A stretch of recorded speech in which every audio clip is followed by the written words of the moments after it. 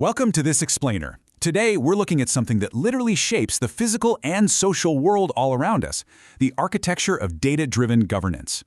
Have you ever wondered how leaders decide exactly where to build a new hospital? Or how they allocate billions of dollars in educational funds? Well, today, we're exploring the engine that drives those modern decisions. Okay, let's dive into this. How exactly does a government know what its citizens need before they even ask? Think about it. In the past, government decisions were often based on, well, guesswork, outdated assumptions, or maybe just whoever shouted the loudest. It was a highly reactive and, let's be honest, often flawed system. But we're now in a new, incredibly efficient era of governance. Modern administration relies on something way more powerful than intuition to answer this question. And that answer? It's data. Now, in governance, this simply means using structured information to design, implement, and evaluate policies. We aren't just talking about dry, static spreadsheets here. Modern data is a highly dynamic, vital tool for accountability. It directly connects you, the citizen, to the services you rely on every single day. There's a fantastic quote from our source material that really hits the nail on the head. Data is the lifeblood of governance. I want you to think about that metaphor for a second. Just like blood circulating through your veins delivers oxygen and vital nutrients to exactly where they're needed most, data is this living, pumping entity. It courses through the entire bureaucratic system, keeping the country healthy, responsive, and functioning effectively. But, just like any circulatory system, this lifeblood has to come from somewhere. It doesn't magically appear out of thin air. Effective administration depends entirely on the systematic collection of facts.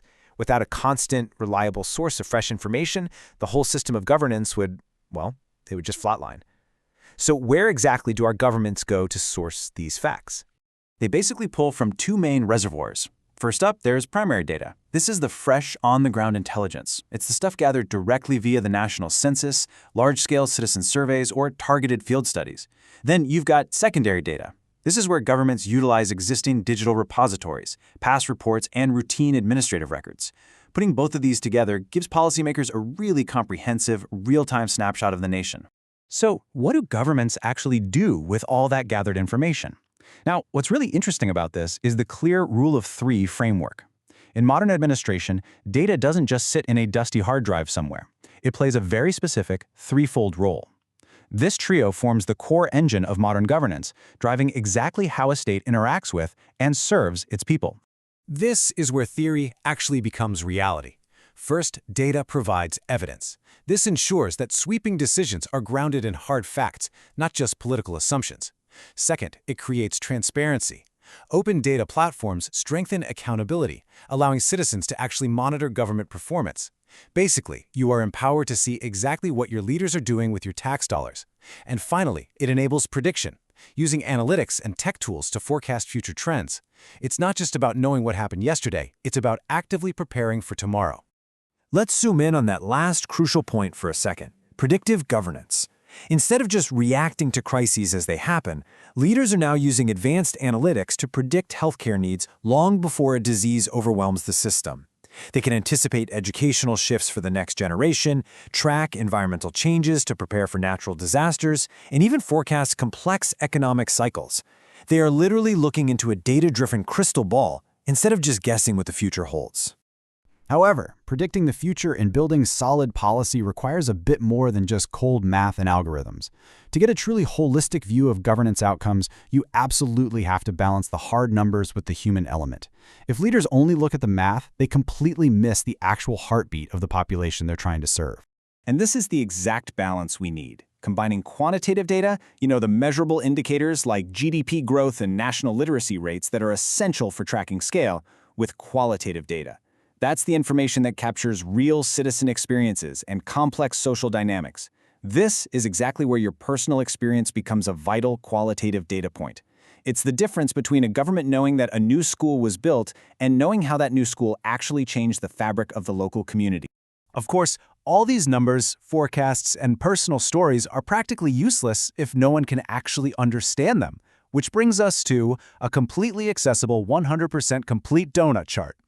Okay, jokes aside, graphical representations like bar charts, line graphs, data mapping, and yes, even donut charts are absolutely essential.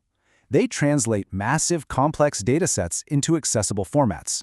They take that raw, confusing lifeblood and turn it into clear visuals that both policymakers and the general public can easily grasp. Let's move to and see how this builds in the real world. It's time to zoom out from the theory and the charts, because ultimately, a governance system is only as good as the practical results it produces for its citizens right there on the street. And according to our source material, the results are actually quite tangible. Take Digital India, for example. That is a massive initiative streamlining services for over 1 billion people. Or look at open government data platforms. They expose government spending to the sunlight, which drastically reduces corruption by making everything trackable.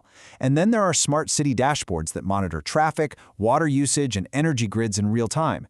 These aren't just fancy tech buzzwords. These are real-world initiatives that actively enhance efficiency and foster deep citizen participation. What we're witnessing here is a fundamental paradigm shift in how societies are run. We're moving away from a historically reactive administration, one that only scrambles to fix problems after they break, to a proactive one. Because of data, national development is no longer just some abstract promise made by politicians during election season. It's a real, measurable, accountable reality that can be tracked, evaluated, and improved upon day by day. Which brings us to a final provocative thought for today. If data is indeed the lifeblood of modern governance, keeping the entire system alive and responsive, how are you monitoring its pulse? Are you engaging with these open data platforms in your city? Are you participating in surveys that feed into those crucial qualitative insights? Remember, you're not just a spectator in this new data ecosystem, you are a vital part of it. Think about your role in that equation as you go about your day. Thanks for joining me on this explainer, and keep asking the right questions.